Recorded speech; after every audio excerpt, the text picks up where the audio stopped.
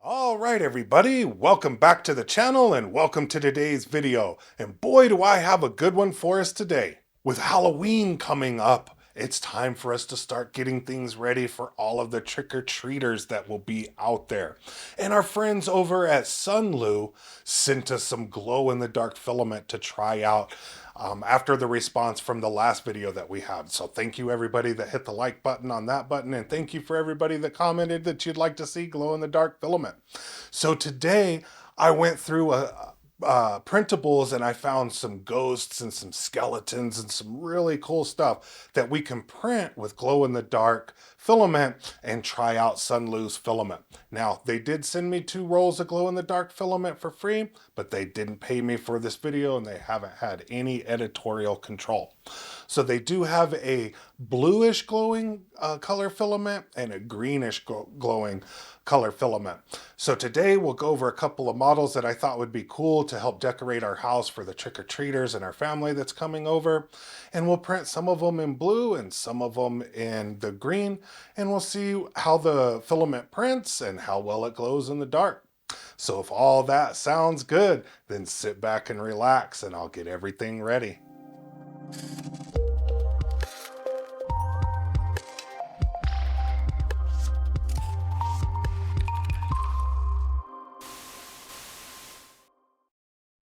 All right, so here we are at Sunlu's website for their glow-in-the-dark filament, and you'll see they have a couple of different colors here. They are on sale right now. I received the green and the blue, and that's what we'll be working with today.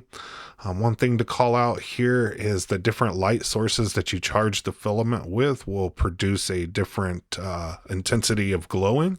While these are printing, they'll be under an LED light, but we will put these out in the sun for a little while and then take a look at them in a dark room and see what the differences in glowing are from the blue and the green. And if you want to read any more of this information, I'll leave a link to this website below. So with that, let's go ahead and get everything loaded in the AMS. All right, so follow me as we get this loaded in the AMS.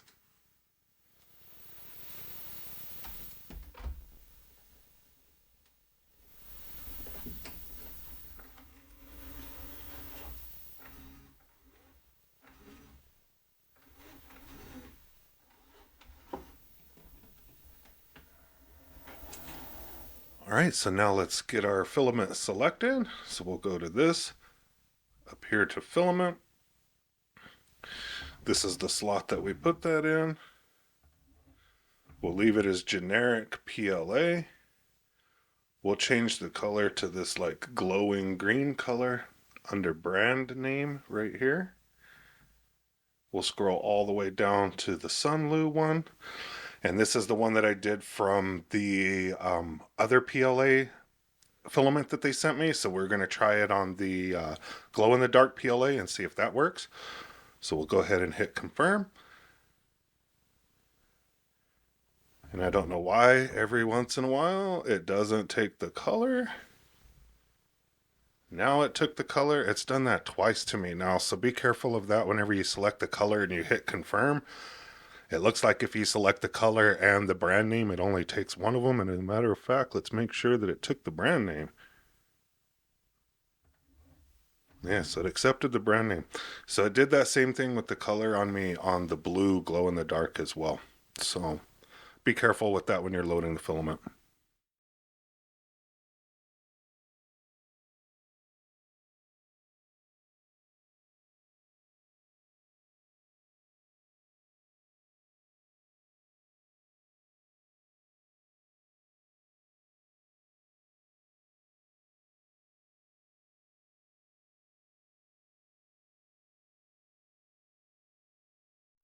All right, so here we are in studio with those models that I just showed loaded in 2 separate plates here.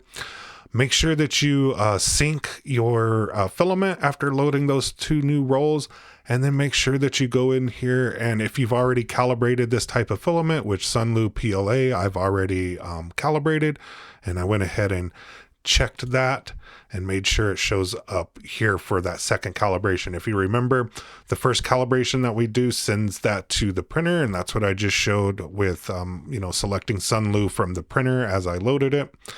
And then the second calibration that we did actually loaded the settings into this place here. So just make sure that you update all of that and make sure everything's good to go and you have the right plate and nozzle and everything selected.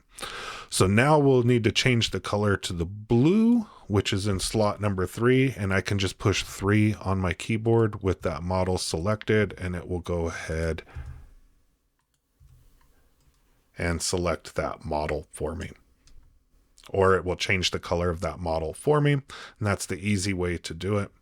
Another cool thing that you can do here is instead of slicing each plate at a time, go ahead and hit this drop down and hit slice all. Whenever you're doing these multi-plate projects, go ahead and hit slice all, and I'll show you the cool thing that that does for us. So after it gets done with the first plate, it will start to slice the second plate.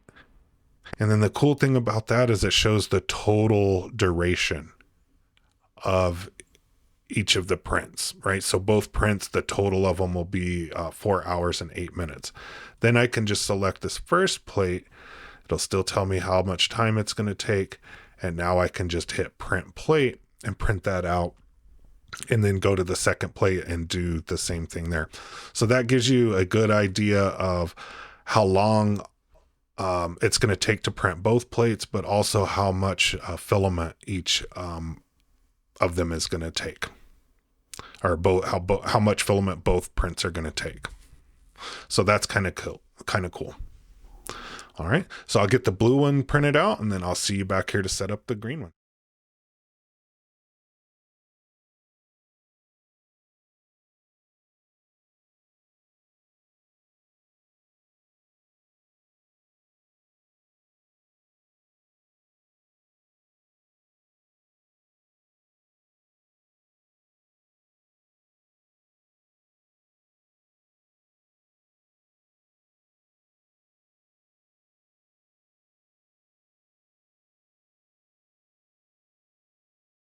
All right, now that we're done printing in the blue, we'll switch this over to green, which is in the 4th slot, or the number 4 on our keyboard.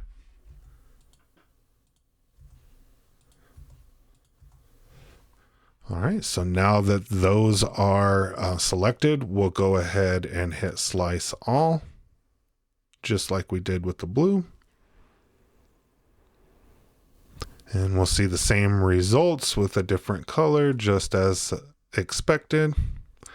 And now we'll go ahead and hit print plate and get these printed out. And remember, since we've already done all this calibration, we don't need to do the calibration again whenever we send this to the printer.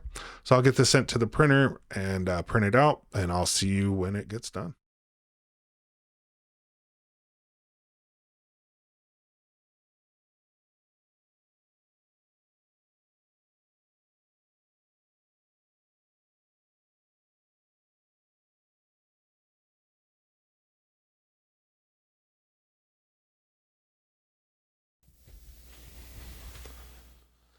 All right, so here we are back in the studio, and you may have noticed that you missed the time lapse for the smaller pieces of the glowing green.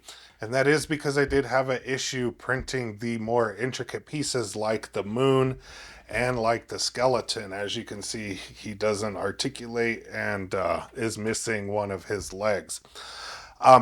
I will say that the glowing green does glow very, very well as compared to the blue, but I did run into some issues. It kept clogging up my extruder, and I had to restart the print over and over again. Now, when I got to the big ghost like this, printed just fine. As you saw in the time lapse, printed first try very well, no different than the blue. The blue did handle the the intricate pieces a little bit better than the green, in my opinion. Now, as far as the glowing, take a look here. This is after sitting for 30 minutes in the sun, and you can see that, man, that green is really going strong. And the blue is glowing really, really well. I will say about 20 minutes later, though, that blue didn't have much left in it and the green was still glowing pretty well. So if you need something that's going to glow for a really long time, then the green's probably the way to go. Personally, I did like the way that the blue looks. I think it looks a lot cooler, but there are some trade-offs with that. So both of them do have some pros and cons, and hopefully this helps you make a decision for your project for Halloween or whatever it is that includes glow in the dark. So my recommendation is it's really good filament. It's really cool. Just on the green one, be careful with the more intricate pieces. It doesn't seem to handle that as well. But it does glow really good. So hopefully that helps everybody, and hopefully you enjoyed today's video, because I sure did enjoy printing everything. I'm looking forward to this year's Halloween. Hopefully you are too. So be sure to hit that like button below, smash that subscribe button, and I'll see everybody on next week's video. Thank you for watching.